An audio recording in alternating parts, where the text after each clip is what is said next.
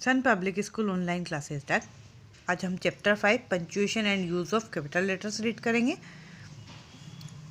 Definition, when we write we use some points और marks. जब हम कुछ लिखते हैं तो हम कुछ पॉइंट को या कुछ मार्क या कुछ निशान हम लगाते हैं।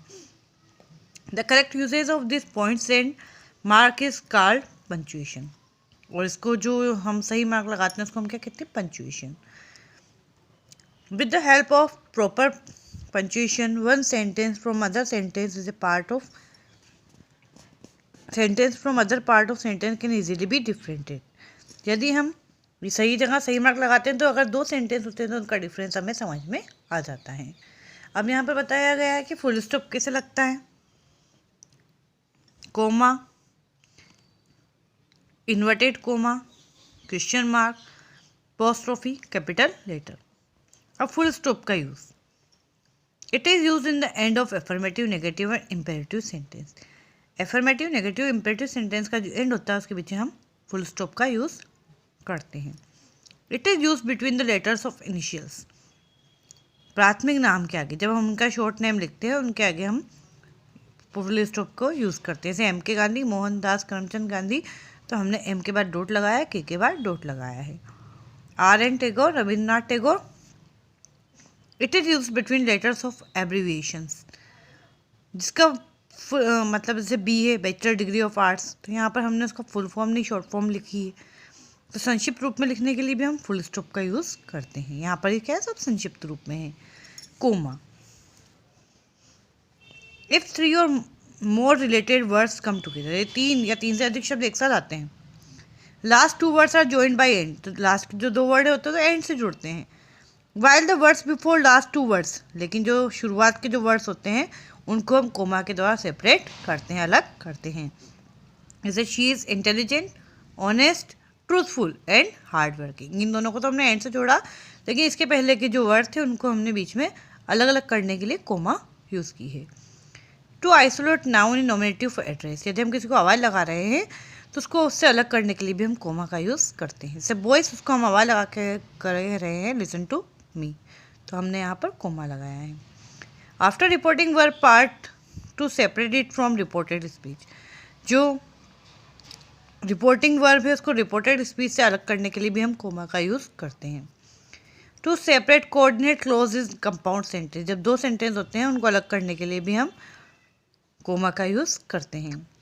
If there is noun close इन द बिगनिंग ऑफ सेंटेंस, यदि किसी सेंटेंस में नाउन क्लोज है आगे, comma is use to separate it that will go to Agra is certain. इन दोनों को अलग अलग करने के लिए हमने कोमा का यूज़ किया है। आफ्टर येस और know when these words come in sentence, yes और नो में आंसर देने के बाद भी हम कोमा का यूज़ करते हैं। जैसे यहाँ पर दिया, do you like the book, क्या तुम्हें बुक्स पसंद है? येस, उसके बाद comma, I like. Inverted commas, the words of speaker are kept within inverted commas. अगर किसी व्यक्ति ने कोई बात कही है और हमें उसको वैसा का वैसा ही लिखना होता है तो हम इन्वर्टेड कोमास का यूज़ करते हैं। जो बात कही गई है उसके आगे पीछे हम इन्वर्टेड कोमा लगाते हैं और लास्ट में इसमें फुल स्टॉप या क्वेश्चन मार्क वगैरह भी लगता है। Shanti said to me you are a good player, affirmative sentence है, लास्ट में फुल स्टॉप है, लेकिन वही कही गई बात को हमने यहाँ पर इन्वर्टेड कोमा से लिखा है।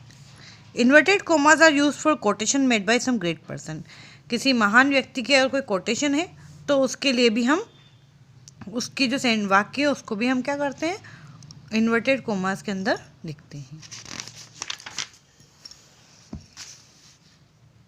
The names of the books, essays, articles, newspaper, aeroplanes and ships are kept inside single inverted comma. किसी न्यूज़पेपर, आर्टिकल, ऐसे, एरोप्लेन या शिप का नाम हम सिंगल इन्वर्टेड कोमा के अंदर लिखते हैं। जैसे यहाँ पर केवल एक ही लगाई गई है, 2 नहीं है। क्वेश्चन मार्क, इसके बारे में तो आप जानते हैं, जब भी कोई क्वेश्चन करते हैं तो लास्ट में हम क्वेश्चन मार्क लगाते हैं। Apostrophe, it is used in the possessive case of noun. Possessive case में हम इसको बताते हैं, रवीज बुक मतलब रवि की बुक, राम्स पेन, यहाँ एपोस्ट्रोफी लगी गई है मतलब राम का pen. It is also used in contracted form of some words, कुछ वर्ड्स की हम छोटी फॉर्म लिखते हैं तो उसके लिए हम क्या लगाते हैं, पोस्ट्रोफी लगाते हैं। आई वी, इसका मतलब होता है आई हैव। ई, इसके बाद पोस्ट्रोफी और ई आर लिख दिया, इसका मतलब होता है ever. It is use to form plurals of abbreviations, संक्षिप्त जो रूप है उसके अगर प्लूरल करना हो तब भी हम अपोस्ट्रोफी लगाते हैं। जैसे MA, इसके बाद S, MS, इसको प्लूरल फॉर्म से ही BA अपोस्ट्रोफी लगाकर S, तो ये प्लूरल फॉर्म है। कैपिटल लेटर का यूज़ हम क्या करेंगे? इन द बिगनिंग ऑफ सेंटेंस, किसी भी सेंटेंस के शुरुआत का जो वर्ड होगा वो कैपिटल होगा। In the beginning of reported speech की शुरुआत में कैपिटल लेटर लिखेंगे, first letter capital. First letter of proper noun और प्रॉपर एडजेक्टिव, यदि कोई प्रॉपर निश्चित व्यक्ति वस्तु का नाम आया है हम वहाँ पर फर्स्ट लेटर कैपिटल लिखेंगे।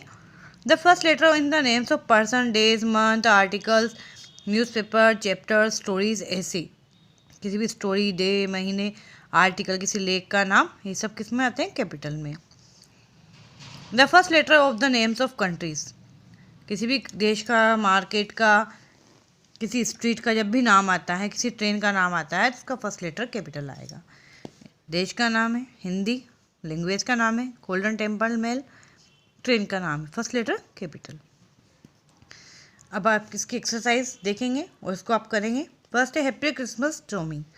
आप देखें, पहले तो यहाँ अभिवादन कर रहे हैं तो यहाँ पर हमें कोमा लगानी होगी, एक्सक्लेमेशन मार्क, ठीक है। फर्स्ट वर्ड कैपिटल, और क्रिसमस क्या है? त्योहार का नाम है, तो सी इसका capital. What are we waiting for, what का W capital, are we waiting for के बाद क्वेश्चन मार्क। तो इसी तरह से आपको ये सब एक्सरसाइज